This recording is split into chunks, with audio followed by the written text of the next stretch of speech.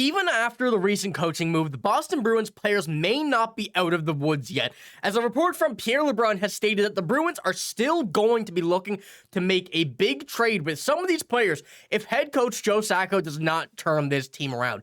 I'm going to be talking about who could be in the trade market, what Don Sweeney's talking about, and what players we could see leave this team before the trade deadline here in this video. Before we get into whoever, we know 70% of you guys watching right now are not subscribed to the channel. If you're looking for a spot to get all of your Boston Bruins news, you're in the right spot. Hit the sub button. Join me here on the channel. We're covering everything Boston Bruins, and we're in the trade market still. We got a lot to cover, and you're not going to want to miss what trades we have to discuss here on this channel. You guys will be the first to find out from me right here. But without any further ado, let's get into it. Let's talk about what we got coming. And we apparently still have some trades coming, according to Pierre LeBrun and what he had to say in a recent article discussing this whole situation regarding the Boston Bruins coaching changes.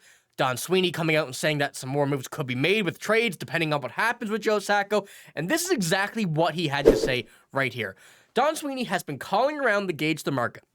If this team doesn't get out of the funk and it doesn't find that spark under Joe Sacco, I think you will see an attempt to trigger this team through a trade. Now, we know that trades do generate a bit of buzz around the locker room, especially the reports of one in a team where nobody's really safe. We know there's probably a few: David Pastrnak, Charlie McAvoy, Brad Marchand, Jeremy Swayman. I would really say that's it. So having this report come out saying they're trying to make a big change, trying to make a big splash, this should be really perking up the ears of a lot of players on this team. And I do have a few players in mind here as well than what we've been talking about over the past few videos.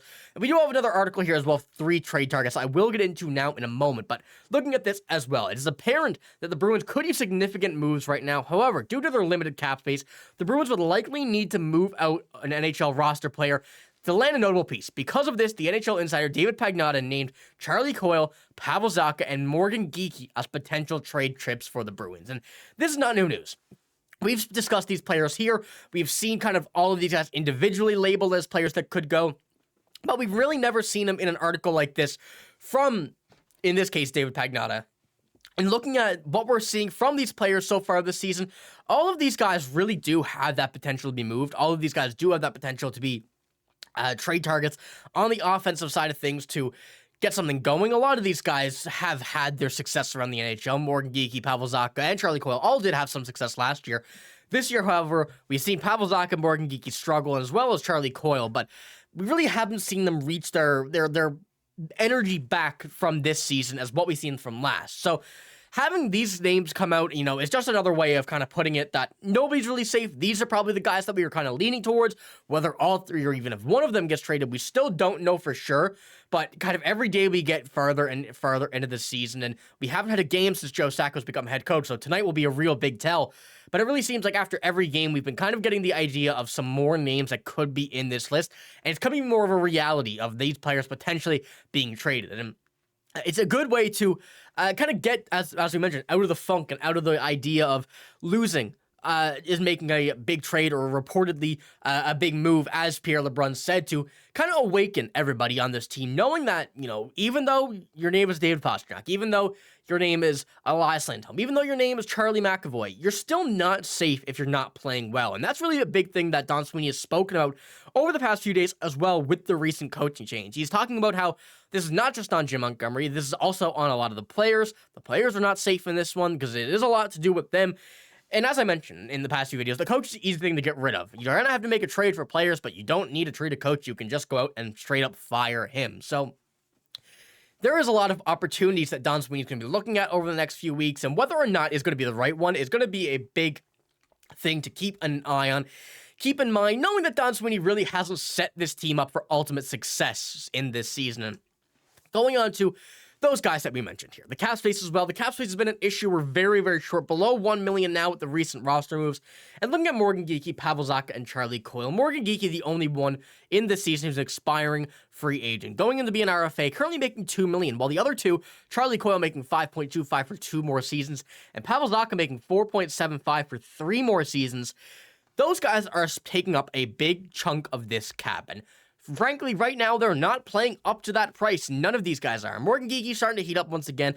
We can see him being able to be making that kind of $2 million AAV once he begins to continue and play better. But looking at Charlie Coyle, looking at Pavel Zacha, right now, these guys have not been worth the price of this contract. And who will really be willing to take on these contracts is another big question, another big thing that we're going to have to take a look at. You know, Charlie Coyle has that potential to play up to 5.2, depending on how good he plays. And it's going to have to be really good because that's a quite big or quite expensive contract for Charlie Coyle. And Pavel Zacha, 4.75 for 3 years. He could be one for a suitor that a team could really be look to fill that gap for a centerman, winger, kind of that combination. Somebody who can play in really anywhere on the offensive side of things, who has an upside on offense and defense. But the real big thing is that I think Charlie Coyle and Pavel Zacha are here to get rid of cap. Those are what the names there are for. And knowing that the Bruins may not be really going for a playoff spot this year, I don't think that's in the cards right now, especially with the way we played so far this season. Hopefully that turns around, and hopefully that can be proven wrong later on in the season. But the Bruins have a unique opportunity right now, which they haven't had in quite some time, where they have their own first-round pick. They're starting to kind of enter that, the top 15 picks in the draft range. And it could be a big thing to kind of speculate whether or not they want to use that pick on someone high and kind of, I guess we could say, accept the tank. And going into that as well, having some cap in the offseason, they're going to have $19 million plus whatever the cap goes up by, around $19 million going into it without any people re-signing. But being able to open that up with a few more trades could be a big, big thing the Bruins are looking to go and kind of looking to retool and do a one off-season retool rather than multi-year rebuild or multi-year retool. And kind of going over as mentioned, what I mentioned as well, the picks that they have a first rounder this year, no second round nor fourth round, but they have a third, fifth, sixth, seventh, and that first, of course. Next season, they're only missing a sixth, and the season after, they're only missing a third. So the Bruins do have a lot of picks to kind of work with over the next few seasons, but I think this offseason is definitely the most interesting and the most intriguing over the past few years as the Bruins try to get better. You know, we know there's a lot of people that can potentially make this roster here at some point this season, a lot of young guys in Providence, and a lot that could be making a roster appearance at least this year if we do mention those trades. And I think that's another thing that nobody is really mentioning is what will they do if they do trade these guys. You know, we're not saying that they're going to get a big player in return. They could be trading them for picks, try to increase the amount of picks they can use in this offseason.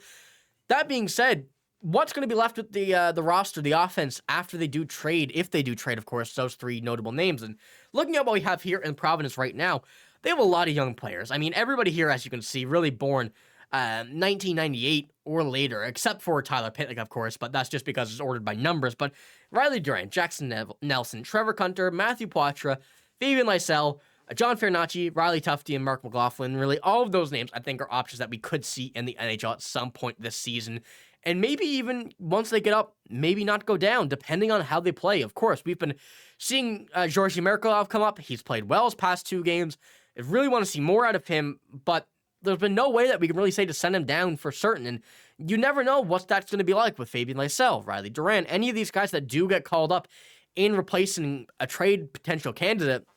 They might really find their spark and stay in the NHL for the foreseeable future. So even trading these guys for a few picks, for future assets, maybe something like that, any prospects, it could have worked out well for the Bruins' favor if they do find that some of these guys can stick in the NHL. They do have a plethora of forwards, a lot of old, a lot of young, but they really need to find that happy medium where they can see the people who come into this lineup stay there without really kind of rushing them into an NHL situation. So let me know what you think about those three that David Pagnotta mentioned, and let me know what you think about the quote from Pierre LeBrun. Do you think that one of or all three of these guys are going to get traded? Do you think it may be someone else? What kind of spark will this team generate if we do not see some success from Joe Sacco? But that's all I got in this video. If you did enjoy, give it a like, hit the sub button as well. But I'm signing out. Thanks for watching. Hope you have a great day. See you later.